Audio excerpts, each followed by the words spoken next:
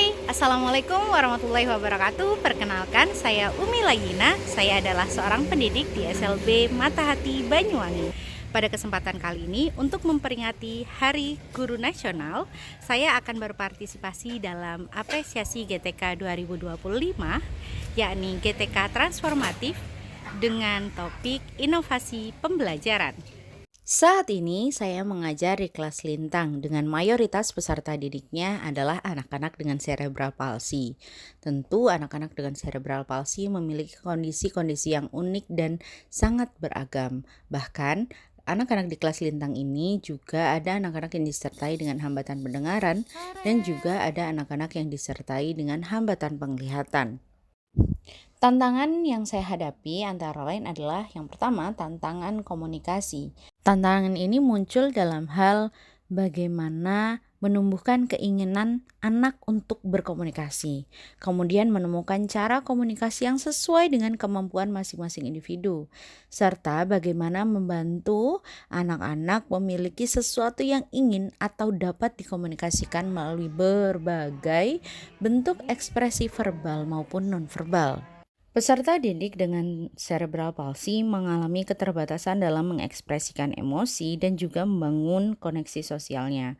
Maka yang menjadi tantangan bagi saya sebagai guru adalah bagaimana bisa membangun hubungan emosional, hubungan interaksi sosial anak dengan lingkungan kelasnya, dan juga di lingkungan sekolah, sehingga mereka tidak merasa terisolasi dan dapat berpartisipasi aktif dalam kegiatan.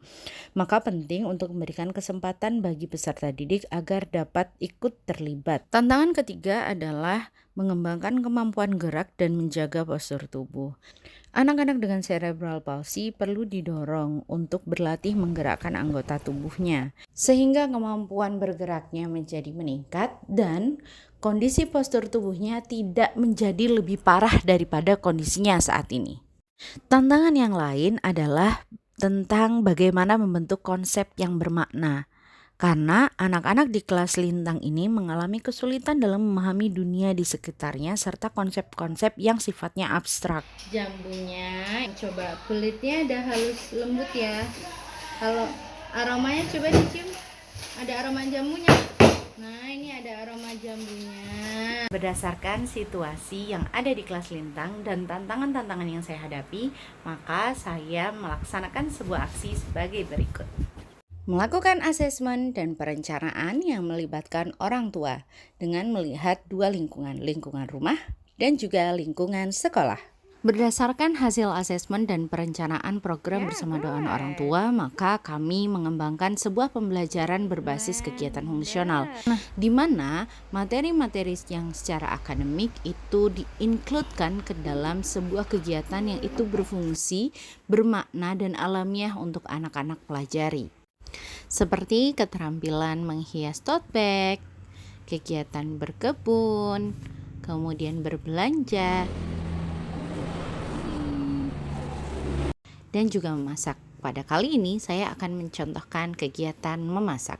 Di bulan ini peserta didik di kelas Lintang sedang belajar masak membuat jus jambu. Nah, dari proses membuat jus jambu ini anak-anak belajar berbagai konsep yang sangat luas. Mulai dari bagaimana mereka bisa mengenal, memahami, menyebutkan, dan membaca tentang alat dan bahan, mempersiapkan alat dan bahan yang memungkinkan mereka untuk melakukan sebuah pergerakan, mengenal konsep bentuk, warna, berbagai macam buah-buahan, rasa, tekstur, bau, fungsi dan manfaat peralatan maupun buah-buahan, serta mengembangkan kemampuan literasi dan numerasi. Oh iya, sama.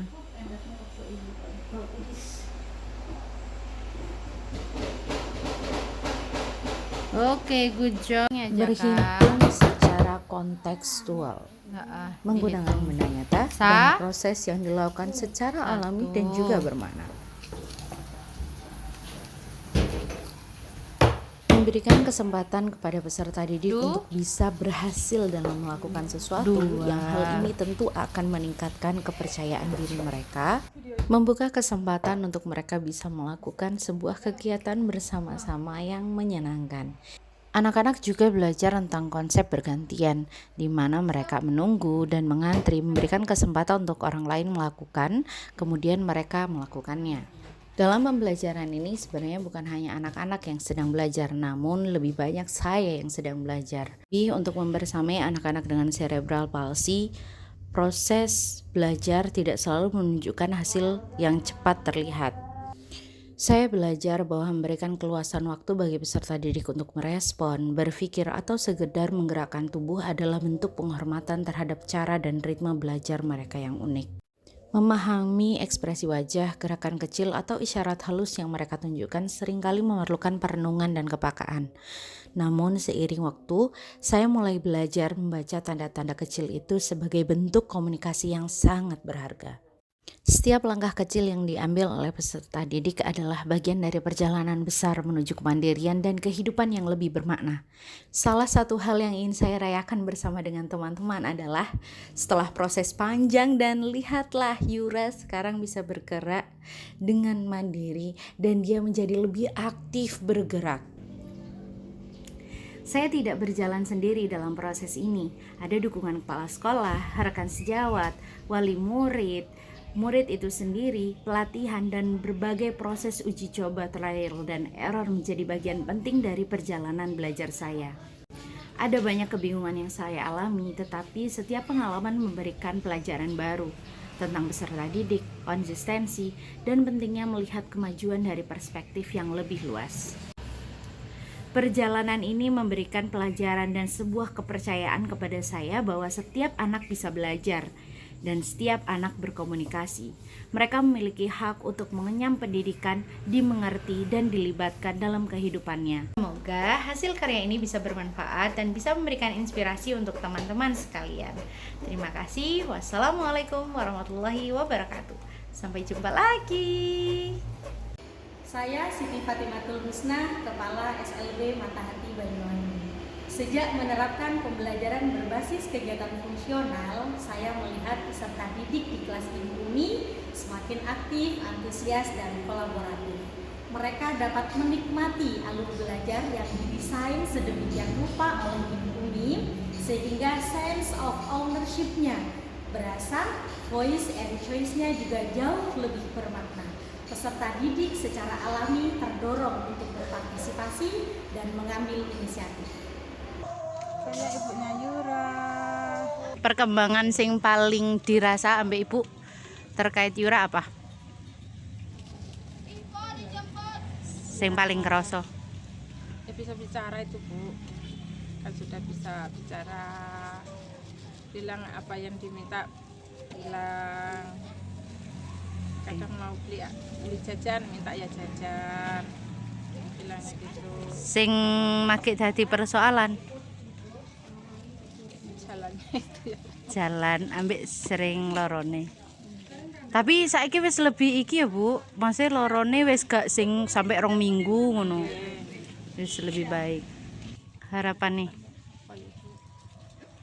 Ya apa? Ya, pengen Yura bisa jalan, bisa bicara. Iya Dek. Berarti lebih banyak lagi ngomongnya ya Bu ya. Ada. Bisa jelas, Lebih sehat ya Yura ya. sehat lagi, nggak sakit-sakitan lagi.